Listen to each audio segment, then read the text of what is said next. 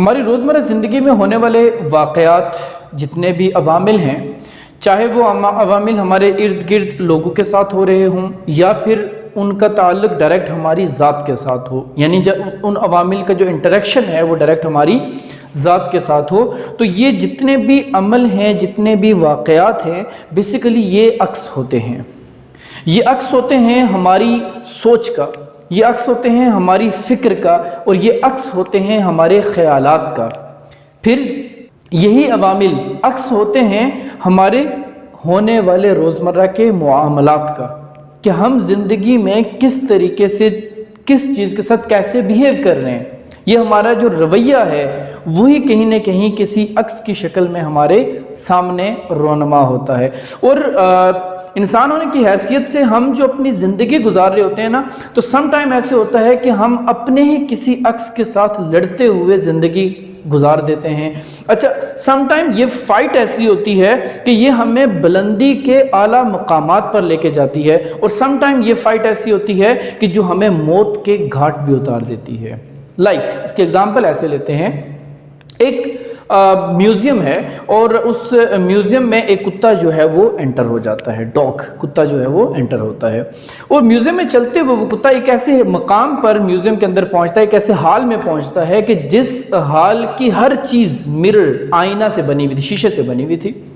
یعنی اس کی فرش ہے، اس کے در و دیوار، اس کی چھت، ceiling, each and everything, ہر طرف مرر، آئینہ ہی آئینہ لگا ہوا تھا۔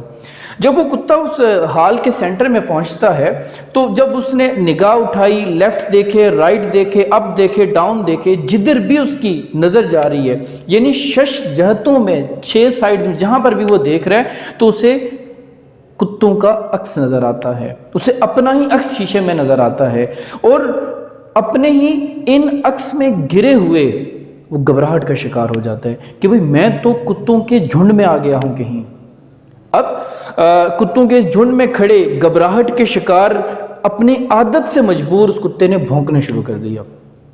اب جب وہ بھونک رہا ہے تو obvious جو ریفلیکشنز ہیں، جو اس کے عکس ہیں، وہ بھی اس کو رسپونڈ کرتے ہوئے نظر آتے ہیں، مزید بھوکلاہٹ کا شکار ہوتا ہے، اور اسی بھوکلاہٹ کے شکار میں وہ اپنی آواز کو بلند کرتا ہے۔ اب جتنی زور سے وہ بھونک رہا ہے اتنی ہی روم میں ایکو پروڈیوس ہو رہی ہے، اور جتنی ایکو پروڈیوس ہو رہی ہے تو وہ یہ سمجھتا ہے کہ یہ جو سامنے اسی کے ریفلیکشن، ان کتوں کے متعلق یہ خیال کرتا ہے کہ یہ بھی میرے اوپر بھونک رہے ہیں، اور خوف کی سی کیفیت میں چلا جاتا ہے۔ اب اسی کشمکش میں اس کی رات گزرتی ہے، اسی خوف کی کشمکش میں اس کی رات گزرتی ہے، اور یہ خوف اس کو کس مقام پر لے کے جاتا ہے سنیے گا ذرا۔ اگلی صبح جب اسی میوزیم کا سیکیورٹی گارڈ میوزیم میں آتا ہے اور اس نے بڑی ایک عجیب و غریب قسم کی چیز دیکھی، ہال کا دروازہ کھولا اور اس ہال میں وہ جو کتا تھا مردہ حالت میں اس کو پایا، اور اس مردہ کتے کے عکس ہی اس کو کیا ہوئے تھے، گھیرے ہوئے تھے، بے یار و مددگار اس میں وہ پڑا ہوا تھا اور اپنی زندگی کی بازی کو ہار چکا تھا۔ اب اس پورے حال میں سنگل بھی ایسی کوئی چیز نہیں تھی جو اس کو نقصان پہنچا سکتی تھی، اس پورے حال میں اس کو نقصان پہنچانے کے لیے ایک ذرہ بھی موجود نہیں تھا۔ ہاں، اگر وہ ہارا تو وہ اپنے ہی عکس سے لڑتے ہوئے، اپنے ہی عکس سے فائٹ کرتے ہوئے خوف اور ہراس کی کیفیت میں گرا اور زندگی کی بازی ہار گیا۔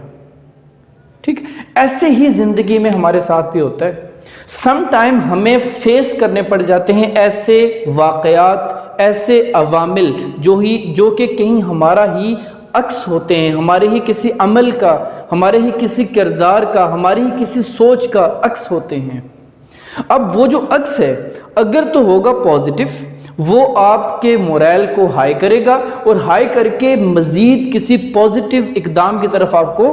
بڑھائے گا، یہ تو بہت اچھی بات ہے۔ لیکن بعض اوقات ایسے ہوتا ہے کہ وہ جو عکس ہے وہ کہیں آپ کی آنکھوں میں آنکھیں ڈال رہا ہے لیکن وہ کوئی برے عمل کی شکل میں آپ کے سامنے آ گیا، ٹھیک ہے، اور ہم پہلی بات تو یہ ہے کہ اس کو ایکسیپٹ نہیں کرتے، ٹھیک ہو گیا. اچھا ایکسیپٹ نہیں کرتے, بلیمنگ کے ساتھ ہم زندگی گزارنا شروع کر دیتے ہیں کہ میرے ساتھ یہ جو ہو رہا ہے یہ فلاں کی وجہ سے ہو رہا ہے, فلاں نے ایسا کیا, اینڈ سو آن. اپنی زندگی ہم ایسے گزارتے ہیں بلیم کرتے ہوئے, ٹھیک ہے. اور سم ٹائم ہم بلیمنگ بھی کر رہے ہوتے ہیں, اس کو فیس کرتے ہوئے اس فیس کرنے کے دوران ہم خوف اور ہراس میں اپنے آپ کو ڈال کر زندگی کی بازی ہی ہار جاتے ہیں. سو اپنی سوچ, اپنے خیالات کو, اپنے فکر کو, اپنے احساسات کو, اپنی خواہشات کو پیور کریں. جب آپ پیور کریں گے تو یہ جو دنیا ہے یہ ایک آئینے کے مانند ہے, ٹھیک ہے. اور یہ جو آپ کی سوچ, آپ کے خیالات, آپ کے فکر, آپ کے